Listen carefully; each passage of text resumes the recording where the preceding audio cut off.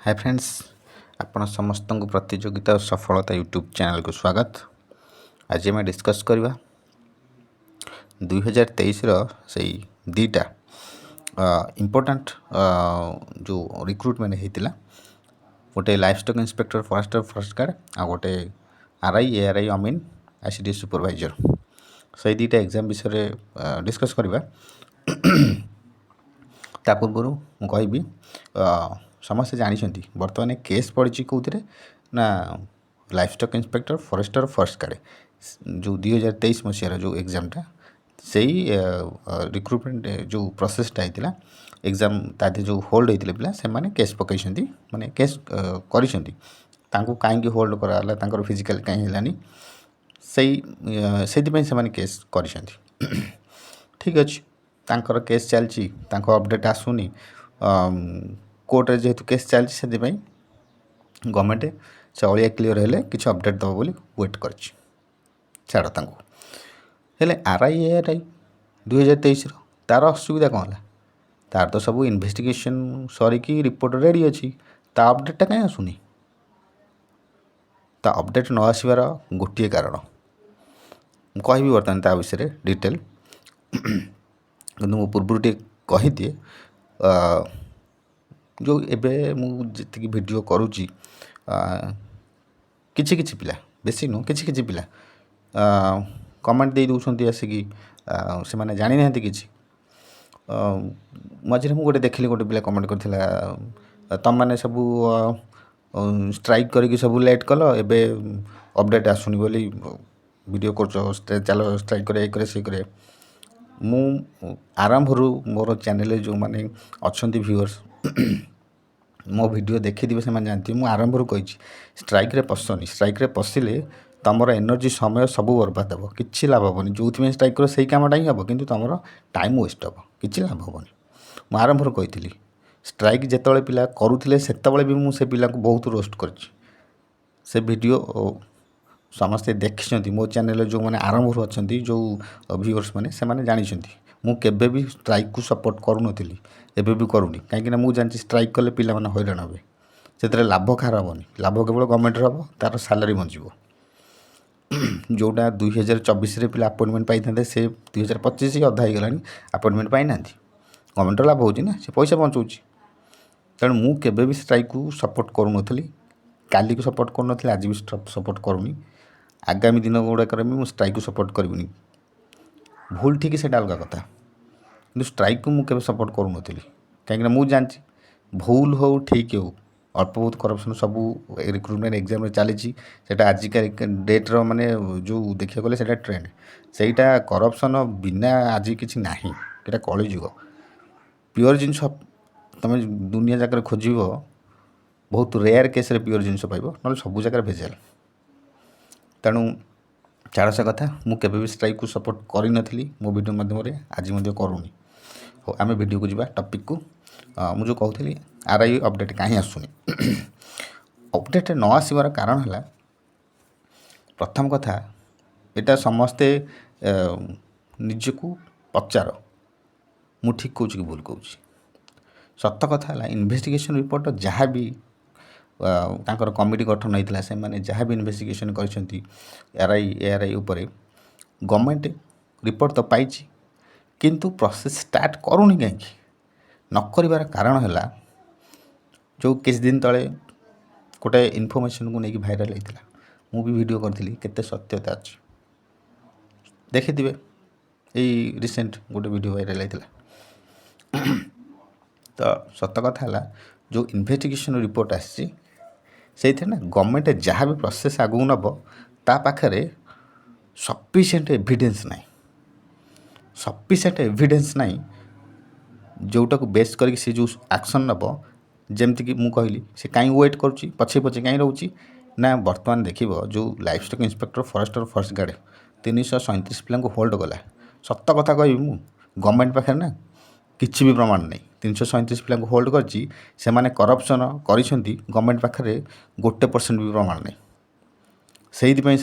से पिला उल्टा केस करके गवर्नमेंट को हैरान कर गवर्नमेंट पाखे जदि प्रमाण था यही केसटा 7 दिन मैक्सिमम 2 ୱିକ୍ ଭିତରେ ସବୁ କ୍ଲୋଜ୍ ହେଇଯାଇଥାନ୍ତା।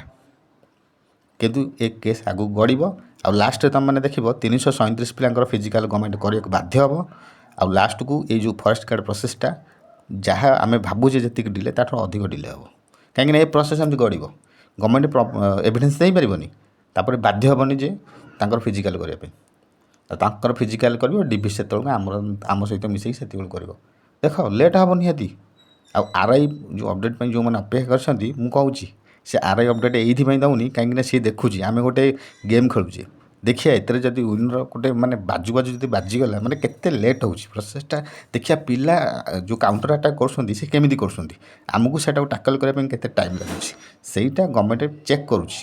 Life stock inspector forest guard ଯେଉଁ କେସ୍ ପଡ଼ିଛି ତାରି ମାଧ୍ୟମରେ, କାହିଁକିନା ହୋଲ୍ଡ କଲା ନା, ସେ ଟ୍ରାଏ କରୁଛି ବର୍ତ୍ତମାନ ଯେ ହୋଲ୍ଡ ଯେଉଁ ହେଇଛି ଦେଖିବା ଯେଉଁ କାଉଣ୍ଟର ଆଟାକ୍ ହେବ ପିଲାମାନଙ୍କ ତରଫରୁ ସେଇଟା ଆମକୁ କେତେ ସମୟ ଲାଗିବ ସେଇ ସବୁଟା ଜିନିଷକୁ, ଆଉ ଆମେ ସେଇଟାକୁ ତାଙ୍କ କାଉଣ୍ଟର ଆଟାକ୍କୁ ଆମେ ଡିଫେଣ୍ଡ କରିପାରିବା ନାହିଁ।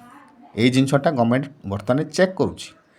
ଯଦି government forest guard life stock inspector କେସ୍ରେ ହାରିଯାଏ, ମାନେ 337 ପିଲାଙ୍କୁ ଯେଉଁ ହୋଲ୍ଡ କରିଛି ତାଙ୍କର ଫିଜିକାଲ୍ ସେ କରିବାକୁ ବାଧ୍ୟ ହୁଏ ଏଭିଡେନ୍ସ ଅଭାବରୁ, ତାହେଲେ ଆର୍ଆଇ ଏଆର୍ଆଇ ମୁଁ ଗ୍ୟାରେଣ୍ଟି ଦେବି ଏକ୍ଜାମ୍ କ୍ୟାନସଲ୍ କଥା ଛାଡ଼, ମେନ୍ ଏକ୍ଜାମ୍ ରେଜଲ୍ଟ ଦେଇକି ସେ ପ୍ରିଲିମ୍ର ମେନ୍ ଏକ୍ଜାମ୍ କରିବ, କିଛି ବି ଏପଟ ସେପଟ ହେବନି, ନା କାହାକୁ କ୍ୟାନସଲ୍ ନା ହୋଲ୍ଡ ନା କିଛି ବି ହେବନି।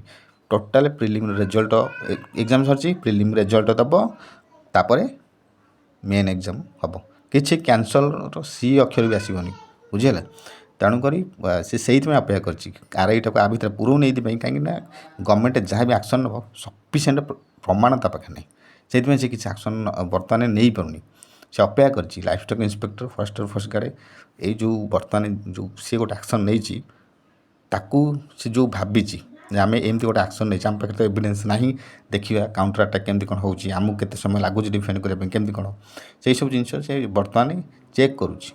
ତ ତା ପ୍ରୋସେସ୍ ସରିଲା ପରେ ସିଏ ଦେଖିବ ସେଥିରେ କେମିତି ହଇରାଣ ଲାଗି ତାକୁ ସକ୍ସେସ୍ ମିଳିଲା, ସେଇ ହିସାବରେ ସିଏ କ'ଣ ଗୋଟେ ଆଗକୁ ଆକ୍ସନ୍ ନେବ କେଉଁଟା ଆର୍ଆଇର। ଆଉ ଯଦି 337 ପିଲାଙ୍କର ଫିଜିକାଲ୍ ତାକୁ ଆଉଥରେ କରିବାକୁ ପଡ଼ିଲା, ଗଭର୍ଣ୍ଣମେଣ୍ଟ ଯଦି କେସ୍ ହାରିଲା ଏଭିଡେନ୍ସ ଅଭାବରୁ, ତାହେଲେ ଆର୍ଆଇ ଏଆର୍ଆଇରେ ହାତ ମାରିବନି। ସେ ହାତ ମାରିବନି ମାନେ କ'ଣ, ପ୍ରିଲିମ୍ ଏକ୍ଜାମ୍ ସରିଛି, ମେନ୍ ଏକ୍ଜାମ୍ କରିବ, ଆଗକୁ ପ୍ରୋସେସ୍ ଆଗେଇ ନେବ, କ୍ୟାନସଲ୍ ହେବନି। କ୍ୟାନସଲ୍ ଯଦି ଗଭର୍ଣ୍ଣମେଣ୍ଟ କରେ ତାହେଲେ ଯେଉଁ ଭଳିଆ ଷ୍ଟ୍ରାଇକ୍ ହେବ ଅଲଗା ପ୍ରକାର ହେବ। ଏକରେ ତ ଟାଇମ୍ ବର୍ବାଦ କଲା ପିଲାଙ୍କର, ଆଉ ଶେଷରେ ସବୁଠୁ ରହିକା ପଛରେ ସବୁଠୁ ଏକ୍ଜାମ୍ କ୍ୟାନସଲ୍ କରିବ, ବହୁତ ହଇରାଣ ହେବ ଗଭର୍ଣ୍ଣମେଣ୍ଟ। ତେଣୁକରି ଆର୍ଆଇ ଏଆର୍ଆଇ ଅପଡ଼େଟ୍ଟା ସେଇଥିପାଇଁ ଲେଟ୍ ହେଉଛି, ଯେହେତୁ କେସ୍ଟା ପଡ଼ିଗଲା ଲାଇଫ୍ ଷ୍ଟକ୍ ଇନ୍ସପେକ୍ଟର ଯେଉଁ ଏକ୍ଜାମ୍ଟା ହେଇଥିଲା ତା ଉପରେ କେସ୍ଟା ଯେହେତୁ ପଡ଼ିଗଲା, ପ୍ରୋସେସ୍ ଯେତେ ଜଲ୍ଦି ସଜାଇଥାନ୍ତା ଆର୍ଆଇ ଏଆର୍ଆଇ ପ୍ରୋସେସ୍ଟା ଆଗକୁ ସେତେ ଜଲ୍ଦି ଆସିଥାନ୍ତା। କିନ୍ତୁ ଯେହେତୁ ବର୍ତ୍ତମାନ କେସ୍ଟା ପଡ଼ିଗଲା, ଗଭର୍ଣ୍ଣମେଣ୍ଟ ତୁମେ ଜାଣିଛ ଗଭର୍ଣ୍ଣମେଣ୍ଟ ପାଖରେ ଏଭିଡେନ୍ସ ନାହିଁ, ଗଭର୍ଣ୍ଣମେଣ୍ଟ ଗୋଟେ ଗେମ୍ ଖେଳୁଛି। ଗଭର୍ଣ୍ଣମେଣ୍ଟ ବର୍ତ୍ତମାନ ମାନେ ଯେଉଁ ମାଗଣା ଯୋଜନାରେ ବ୍ୟସ୍ତ ଅଛି, ସୁଭଦ୍ରା କାଳିଆ ବଳିଆ ଏଇସବୁ ଯୋଜନାରେ ବ୍ୟସ୍ତ ଅଛି, ତାକୁ ବର୍ତ୍ତମାନ ଯେଉଁ ଷ୍ଟୁଡ଼େଣ୍ଟମାନେ ଅଛନ୍ତି ତାଙ୍କ ଉପରେ ତାଙ୍କର ଫୋକସ୍ ନାହିଁ। କାହିଁକିନା ସବୁ ଗଭର୍ଣ୍ଣମେଣ୍ଟଙ୍କର ସେଇଆ, କୌଣସି ଗଭର୍ଣ୍ଣମେଣ୍ଟ ଶିକ୍ଷା ଆଉ ନିଯୁକ୍ତି ଉପରେ ଫୋକସ୍ କରନ୍ତି ନାହିଁ। କାହିଁକି ଏଇ ଗୋଟେ ଜିନିଷ କାଟେଗୋରୀ ଏମିତି, ଶିକ୍ଷା ଆଉ ନିଯୁକ୍ତି ଉପରେ ଯେଉଁ ଗଭର୍ଣ୍ଣମେଣ୍ଟ ଫୋକସ୍ କରିବ ସେ ସମସ୍ତେ ଜାଣିଛନ୍ତି। ଶିକ୍ଷା ନିଯୁକ୍ତି ଏଇ ଦୁଇଟା ଜିନିଷ ଯେତେବେଳେ ଲୋକମାନଙ୍କୁ ମିଳିଯିବ ସେମାନେ ଗଭର୍ଣ୍ଣମେଣ୍ଟକୁ ପଚାରିବେନି।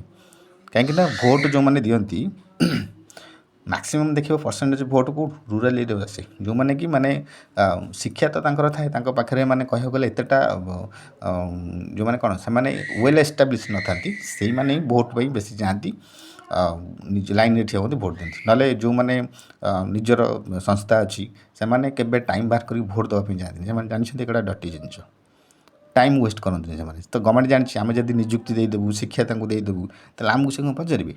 ଆମେ ତାଙ୍କୁ ଯେତେ ବେକାରୀ କରିକି ରଖିବୁ, ଆମ ମାଗଣା ଯୋଜନା ମାଧ୍ୟମରେ ଆମ ଉପରେ ତାଙ୍କୁ ନିର୍ଭର କରାଇଦେବୁ, ତାହେଲେ ସେମାନେ ସିନା ଆମକୁ ମନେ ରଖିବେ, ଆମ ଉପରେ ନିର୍ଭର ରହିବେ, ଆମେ ସେତେ ଲଙ୍ଗ୍ ଟର୍ମ ମାନେ ଲମ୍ବା ସମୟ ପାଇଁ ରାଜୁତି କରିବାକୁ ଆମକୁ ସୁବିଧା ହେବ।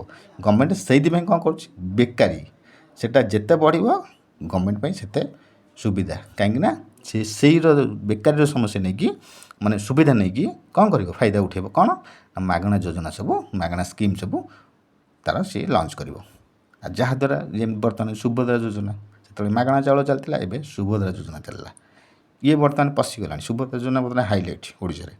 ଗଭର୍ଣ୍ଣମେଣ୍ଟ ବର୍ତ୍ତମାନ ମାନେ ପୁରା ଲୋକମାନଙ୍କ ଭିତରକୁ ଗଲାଣି, ପାଖକୁ ଗଲାଣି। ତେଣୁକରି ଲୋକମାନେ ଡିପେଣ୍ଡେଣ୍ଟ ବର୍ତ୍ତମାନ ଗଭର୍ଣ୍ଣମେଣ୍ଟ ଉପରେ ନାଇଁ ସୁଭଦ୍ରା ଯୋଜନା 5,000 ମିଳୁଛି, ବର୍ଷକୁ 2ଟା କିସ୍ତି, କେତେ କ'ଣ ହେଉଛି। ତେଣୁ ଲୋକମାନେ କ'ଣ ବିଜେପି ଗଭର୍ଣ୍ଣମେଣ୍ଟକୁ ବର୍ତ୍ତମାନ ମାନେ ନିର୍ଭରଶୀଳ ହୋଇଗଲାଣି ତା ଉପରେ। ତ ଗଭର୍ଣ୍ଣମେଣ୍ଟ ସେଇଭଳିଆ ଆଉ କିଛି ସ୍କିମ୍ ଉପରେ ବର୍ତ୍ତମାନ ଟାର୍ଗେଟ୍ କରୁଛି। ଆଉ ସିଏ କାହିଁ ଶିକ୍ଷା ନିଯୁକ୍ତି ଉପରେ ଫୋକସ୍ କରିବ? ପିଲା ଯେତେ ବେକାରୀ ରହିବେ ଗଭର୍ଣ୍ଣମେଣ୍ଟକୁ ସେତେ ଭଲ ନା। ଆଉ ସିଏ ତା'ର ଫାଉଣ୍ଡେସନ୍ଟାକୁ ଷ୍ଟ୍ରଙ୍ଗ୍ କରିବ ନା। ଆଉ ଇଏ ନିଯୁକ୍ତି ପଛରେ ପଡ଼ିକି ତା'ର କ'ଣ ଲାଭ?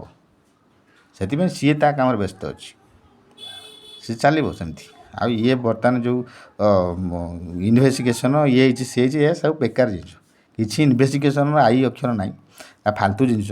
ଗଭର୍ଣ୍ଣମେଣ୍ଟ ପାଖରେ କିଛି ବି ଏଭିଡେନ୍ସ ନାହିଁ। ସେଇ 337 ପିଲାଙ୍କୁ ହୋଲ୍ଡ କରିଛି, ଦେଖିବ 2 ମାସ 3 ମାସ ଏମିତି କେସ୍ ଘୁଷୁଡ଼ିବ। ତାପରେ ସେଇ 337 ପିଲାଙ୍କର ଫିଜିକାଲ୍ ଗଭର୍ଣ୍ଣମେଣ୍ଟ କରାଇବ। ତାପରେ ଡିଭି ଯେତେବେଳେ ହେବ ତାଙ୍କର ସହିତ ଆମର ଆଉଥରେ ହେବ ଡିଭି, ଆଉଥରେ ମାନେ ଏକାଳେ ମିଶିକି ଡିଭି ହେବ। ଲେଟ୍ ହେବ, ଆହୁରି ମିନିମମ୍ 3 ମାସ ଲେଟ୍ ହେବ। Forest guard life time inspector. ଆଉ ଆର୍ଆଇ କଥା ତ ନ କହିବା ଭଲ। ଇଏ କେସ୍ କ୍ଲିୟର୍ ନ ହେଲା ପର୍ଯ୍ୟନ୍ତ ଆର୍ଆଇ ଭିତରେ ପଶିବନି। ଆଉ ଯଦି ତା ଭିତରେ ସେ ଚାହିଁବ ଆର୍ଆଇ ଅପଡ଼େଟ୍ ଦେବାକୁ, ତାହେଲେ ସିଓର ରୁହ କ୍ୟାନସଲ୍ ହେବନି। କାହିଁକିନା ଗଭର୍ଣ୍ଣମେଣ୍ଟ ପାଖରେ ଏଭିଡେନ୍ସ ନାହିଁ, କ୍ୟାନସଲ୍ କେମିତି କରିବ? କିଛି ବି ଏଭିଡେନ୍ସ ନାହିଁ, ଖାଲି ଯାତ୍ରା। ଟୋଟାଲ୍ କିଛି ହେବାର ନାହିଁ। ଷ୍ଟ୍ରେଟ୍ ମେନ୍ ଏକ୍ଜାମ୍ କରିକି ଆଗକୁ ପ୍ରୋସେସ୍ ଯିବ। କ୍ୟାନସଲ୍ କରିବନି ଗଭର୍ଣ୍ଣମେଣ୍ଟ କଦାପି। କହିଲେ ବା ଗୋଟେ ଜିନିଷ ଇନଭେଷ୍ଟିଗେସନ୍ ନାଁରେ ଟାଇମ୍ ଗଡ଼ାଇଛି, ପ୍ରମାଣ କିଛି ନାହିଁ। ଯାହା ଆମେ ଭାବୁଥିଲେ ଗଭର୍ଣ୍ଣମେଣ୍ଟ କିଛି ସେମିତି କାମ କରିନି। ଗଭର୍ଣ୍ଣମେଣ୍ଟ ତା କାମରେ ବ୍ୟସ୍ତ ଅଛି। ତେଣୁ ଆଗକୁ କେବେ ଅପଡ଼େଟ୍ ଆସିବ କ'ଣ, ସେଇଟା ତ ମାନେ ସେ ଗଭର୍ଣ୍ଣମେଣ୍ଟକୁ ବି ଜଣା ନାହିଁ। OTT ପଲିସି ଛାଡ଼, ଗଭର୍ଣ୍ଣମେଣ୍ଟକୁ ଜଣା ନାହିଁ OTT ପଲିସି କ'ଣ କରିବ। ତେଣୁ ଖାଲି ଅପେକ୍ଷା କରିବାକୁ ପଡ଼ିବ କେଉଁ ଦିନ କ'ଣ ହେଉଛି। ସିଷ୍ଟମରେ ତ କାମ ହେଉନି, କେସ୍ ଫେସ୍ ଏମିତି ପଡ଼ୁଛି ଯେମିତି। ତେଣୁ ଅପେକ୍ଷା କରିବାକୁ ପଡ଼ିବ ଆମକୁ। ଦେଖାଯାଉ ନେକ୍ସଟ ହିୟରିଂ ଯେଉଁ 23 ତାରିଖ ଅଛି CRE 2ର କ'ଣ ଅପଡ଼େଟ୍ ଆସୁଛି ଜଣାପଡ଼ିବ। 23 ତାରିଖରେ ସେଇଟା ତ ଏମିତି ଘୁଷିବ। ମୁଁ କହିଲି ସେଇ ପିଲାଙ୍କର ଫିଜିକାଲ୍ କରାଇବ ଗଭର୍ଣ୍ଣମେଣ୍ଟ। ଏଭିଡେନ୍ସ ନାହିଁ ମାନେ ସେଇମାନଙ୍କର କରାଇବ ଗଭର୍ଣ୍ଣମେଣ୍ଟ ଫିଜିକାଲ୍। ଆଉ ସେଇମାନଙ୍କର ଫିଜିକାଲ୍ ସରିଲା ପରେ ଆମମାନଙ୍କର ଡିଭିକାଲ୍ ହେବ ତାଙ୍କ ସହିତ। ତେଣୁ ଲେଟ୍ ହେବ CRE 2। ଆଉ CRE 4 ଯଦି ତାପରେ ଅପଡ଼େଟ୍ ଆସିପାରେ, କିମ୍ବା ଏବେ ଯଦି ଅପଡ଼େଟ୍ ଆସିବ ତାହେଲେ ଏକ୍ଜାମ୍ କ୍ୟାନସଲ୍ ହେବନି, ପ୍ରିଲିମ୍ ରେଜଲ୍ଟ ଆସିବ, ସେଇ ହିସାବରେ ଅପଡ଼େଟ୍ ଦେଇପାରେ। ଦେଖାଯାଉ ଆଗକୁ କ'ଣ ହେଉଛି। ରହୁଛି।